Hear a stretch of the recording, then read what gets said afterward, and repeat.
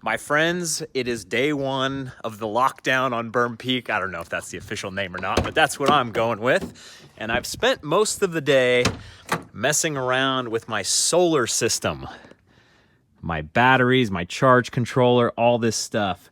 So recently, over the past couple days, my charge controller thing is only showing that I'm getting 50% charge. So I was very disturbed by that. Oh no, it's been good so far. It's been awesome.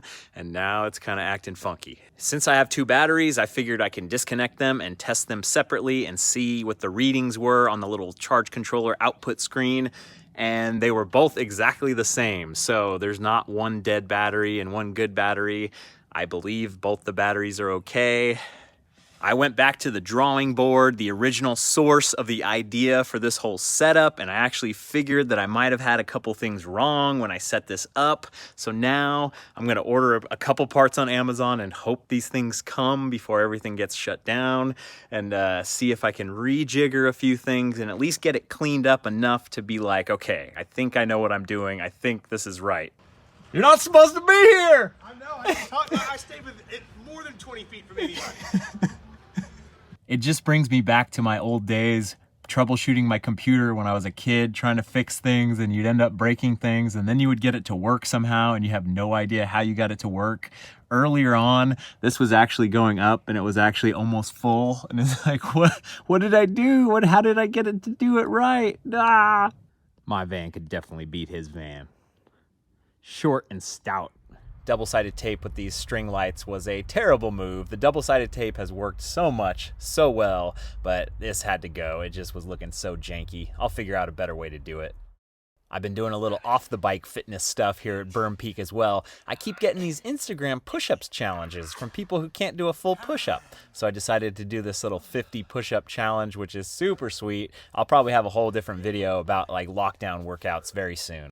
My stuff from Amazon actually came in, which I was super surprised about, and Seth was telling me that it's better to use DC current directly from the battery and from the fuse box instead of sending everything through an inverter. I actually did not know that, so he learned me a little bit about this whole thing. And of course, that means my fuse block is way too small to add in a couple more appliances, as they call them, so I need to get a bigger fuse block so I can add more things. And I need to clip off these big terminals and put on small terminals. And we did get out on a little mission, me and Seth. We went to the transfer station. We call it the dump back in California, but I guess the transfer station is like the fancy, nice way to put it instead of a garbage dump. Seth lives out in the middle of nowhere, so there is no garbage service. You got to do it yourself. And this place actually allows you to bring in your trash for free as long as you are also bringing in a similar amount of recycling. So I got all these new parts from Amazon and I rewired everything, and the inverter wasn't working anymore. So obviously I screwed something up. I thought I was doing something right. I know nothing about this stuff and basically struggled with it on and off for the next week or two. And of course I had some really good playtime with old Oscar here. Oh, I let him get in my... Ah, no! At this point in time, it's much more fun and safe to play with drama. You've probably already seen it at this point, but Seth and I had a hell of a project that we were working on in the snake pit. We built a beeline, an easy line for people like me to actually be able to ride through this area. And oh my goodness, we moved 2 gigantic logs that I never would have thought would have ever been possible. But with the right brain behind it and the right tools, you can accomplish anything. Seth had been talking about getting a nice chainsaw all day, and finally, just before the whole county was going on lockdown, we went down to the hardware store and bought a mega chainsaw. And they were nice enough to take the order over the phone, and they set everything in the back of the bed, and we didn't have to interact with anyone, and it was super cool. And then Seth was so stoked on having this big boy chainsaw. He was still using his electric chainsaw as well because it's the right tool for the job in certain situations. The blade on the new big chainsaw is just so unwieldy. It's almost only good for cutting the tops off of logs, aka milling them down.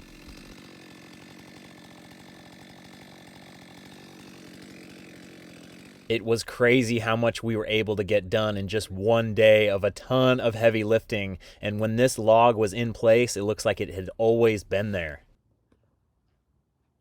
Battery seems to be okay now. I don't know, but at least the fridge is still powered up.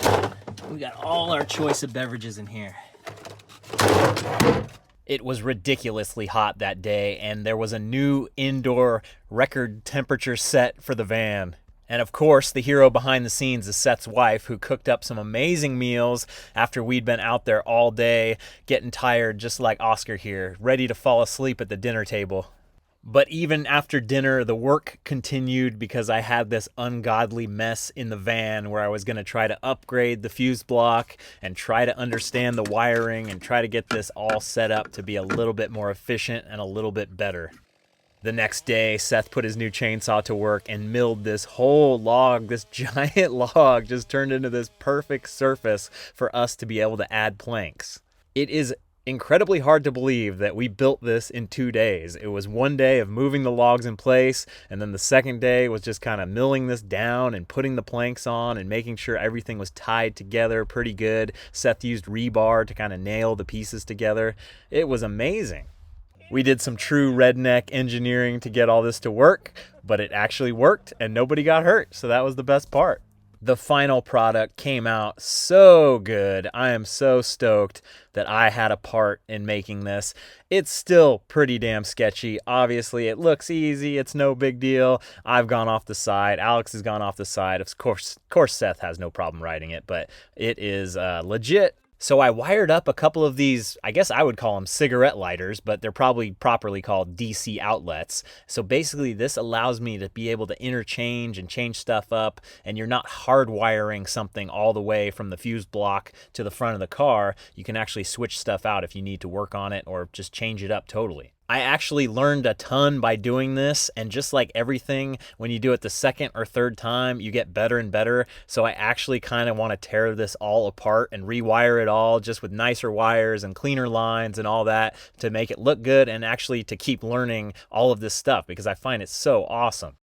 The build was complete, so then the next day we got to film, we got to show us riding it, and we got to try to find some good thumbnails because thumbnails are everything on the YouTube. I don't know how I feel about that. I don't like it either. I was trying to see if it would feel safe. Testing. Dude, you're back. You have one knot. Yeah, it's I don't fine. like I'm that good. one bit. No, it's all good. Like if you have this pointed down so that the text could be in the wood. Yeah. Private airspace. The gusts aren't too bad this morning.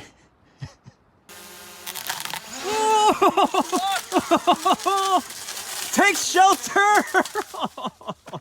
How did that even happen? I think there was just one little branch. Just invisible power line. Like, I can't catch a break. Hey Brian, why don't you get a drone? We lost part of a propeller. What are the chances I have a replacement for that one? I mean, I have replacements for mine. I doubt it's safe. Seth had a few backup rotors, but he already slashed all of them through, so he was out of luck, and Alexander came to the rescue and brought his drone out. Just took about 20 minutes or so to actually get it into the air, but once it got into the air, it was very entertaining. There you go. No, I'm not doing that. You can't just take over? No. Dude, You why? want me to see it? Oh my god, that is so fucking frustrating. Dude. Fuck! Why would it just put it into manual mode? What is it doing? Why would it do that? Oh my god, that was the dumbest thing. I am not getting a new one. I'm gonna keep repairing my old one for as long as I can. No, I figured it out. I figured out how to do it. Woo! That was so scary. I thought it was done. Usually it just lets you take over. It started going up. I was like, what? It was like figuring its way out through the maze. Dude, all right, but now I know how to do that. God, that was scary. That was scary. I actually haven't even seen the video yet. Seth is still working on the script and the edit as I record this right now, so I'm so stoked to see what comes of it. I think it's going to be a super fun and entertaining video. And the same day, later on, we recorded a Berm Peak Express video comparing different action cams, and I also haven't seen that edit, so I have a lot of cool stuff to look forward to at the end of this week, and I'm just so stoked. It's been very, very fun hanging out at Seth's, building and filming and just living the dream. It has been 3 weeks and it just flew by like that. I'm afraid there is going to be even more crazy lockdown restrictions, so my time at Seth's is coming to an end. Tomorrow I'm getting back on the road and I'm heading towards home, and of course I will bring you guys some adventures from the road. And then once I get back home, there's all kinds of fun stuff that I can do locked away in my own house. But until then, thanks for watching, you guys. I'll see you on the trail eventually.